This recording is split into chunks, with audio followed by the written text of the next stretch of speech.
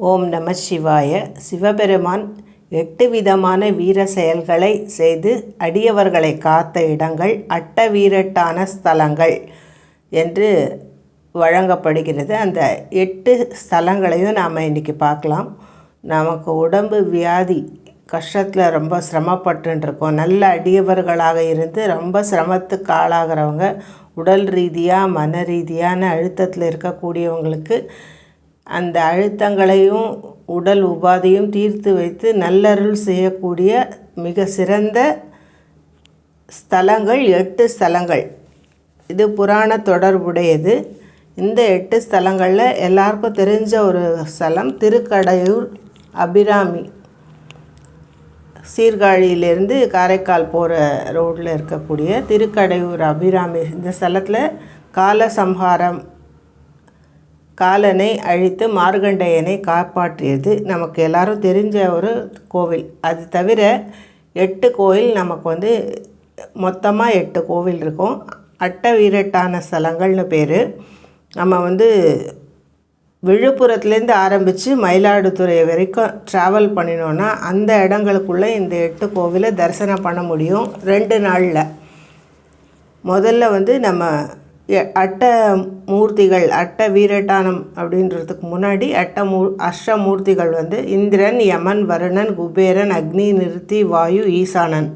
இந்த 8 ஸ்தலங்களோட பெயர் எதற்காக அந்த இடத்துக்கு அந்த சிறப்பு.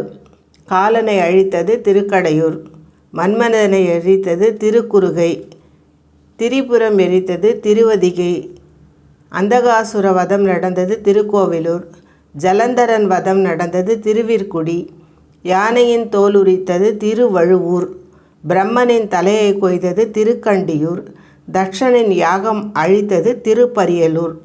இந்த 8 ஸ்தலங்களுக்கும் 2 நாளில் தொடர்ந்து நாம் தரிசனம் பண்ணி சிவநாமத்தை உச்சரித்து பிரார்த்தனை பண்ணினா எப்படிப்பட்ட ஒரு கஷ்டமாக இருந்தாலும் உடல் கஷ்டமும் மன கஷ்டமும் தீரும்ன்றது நமக்கு தேவார பாடல்களிலிருந்து ஞானசம்பந்தர் வாக்கினாலே சொல்லப்பட்ட ஒரு விஷயம் இருக்குது. இந்த முதல் ஸ்தலத்தில் திருக்கோவிலூர் சம்பந்தமான இந்த பாடல்.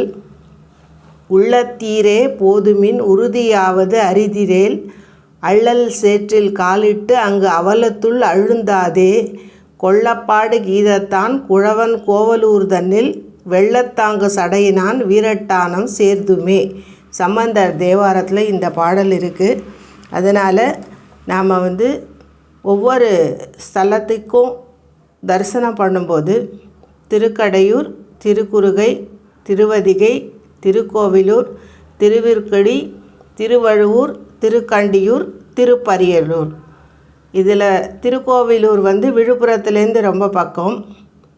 அதை முடிச்சுட்டு திருக்கடையூரில் அபிராமி.